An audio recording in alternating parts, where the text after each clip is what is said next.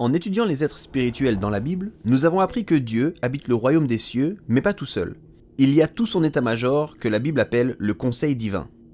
Mais la Bible mentionne encore d'autres habitants du monde spirituel, comme les chérubins et les anges. Et si on parlait d'eux? Bon, commençons par les chérubins. Ce sont des mignons bébés potelés avec des ailes, non? Non, enlève-toi cette image de la tête.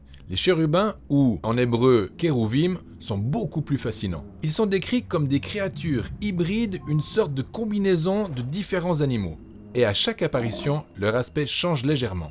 Impressionnant. Et oui, ils sont censés être intimidants. Ils montent la garde à la frontière entre le ciel et la terre. En les voyant, on est conscient d'entrer dans la présence de celui qui est au-dessus de tout et d'intégrer une réalité qui est tout autre.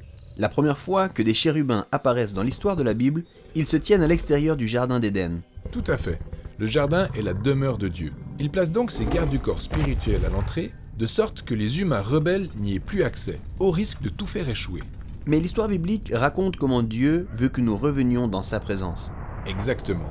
C'est pourquoi il a choisi le peuple d'Israël et lui a symboliquement offert un Éden miniature appelé le tabernacle, puis le temple de Jérusalem. Dans ces deux espaces, les chérubins étaient peints et gravés partout, rappelant aux prêtres qu'ils travaillent dans la présence de Dieu.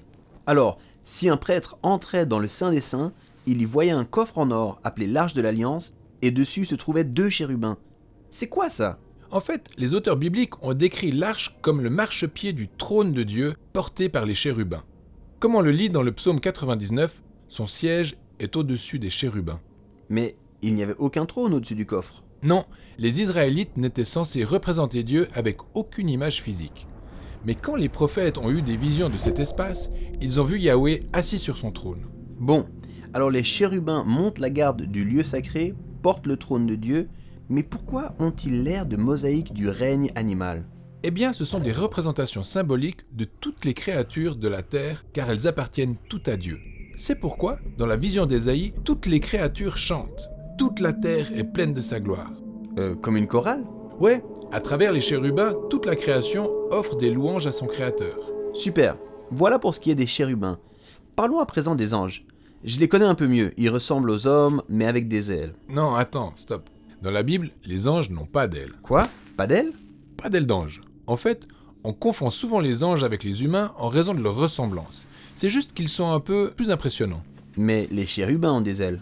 Ouais, et les anges sont différents car leur rôle est tout aussi différent. D'accord, mais quel est-il? Eh bien, comme les humains ne peuvent plus entrer dans le domaine de Dieu, c'est Dieu qui vient vers nous. Et il le fait souvent par l'intermédiaire de ses ambassadeurs spirituels. Les anges sont donc des espèces de messagers spirituels? Oui, et c'est la signification du mot ange, un messager. Tout à fait, et on les voit très souvent dans la Bible, comme l'ange qui est apparu à Marie, lui annonçant qu'elle était enceinte de Jésus. Ouais. Et l'autre rôle majeur des anges consiste à effectuer des missions de la part de Dieu. Parfois, ils sauvent des personnes du danger, lorsque par exemple Pierre est libéré de prison. Au fait, il y a des anges vraiment cool, comme Michel et Gabriel. Le prénom Gabriel signifie « Dieu est ma force ». Et Michel veut dire « qui est semblable à Dieu ». Mais remarque aussi que ces prénoms désignent Dieu et non les anges. Tout comme les humains, les anges sont des images de la présence et de la puissance de Dieu. Ok. Ce serait trop cool de rencontrer un ange. Peut-être que ça arrivera, ou alors c'est déjà arrivé. Mais personne dans la Bible n'a jamais été encouragé à aller à la recherche des anges. Et lorsque des anges se manifestent, les gens sont généralement perplexes ou en panique. Les anges sont vraiment fabuleux. Mais ils jouent un rôle secondaire dans la Bible. Oui, parce que le but suprême de Dieu est de ramener les humains dans sa présence, dans un ciel et une terre réunis. En attendant d'y être, il se sert des anges pour guider et servir son peuple.